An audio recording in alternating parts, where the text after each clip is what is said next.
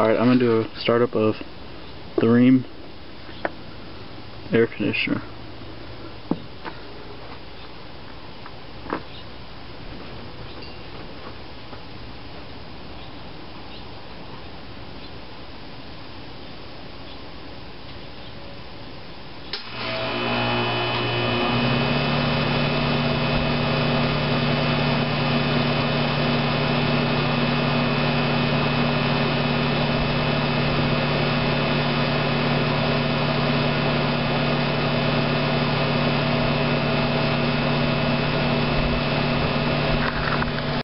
Alright, here's the Rheem running from the window.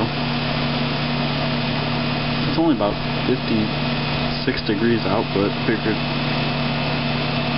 might as well start it just for YouTube. And yeah, so that's it. Alright, today's a little unusually noisy too, so I don't know why I was doing that, but it's been a good air conditioner over the past 8 years.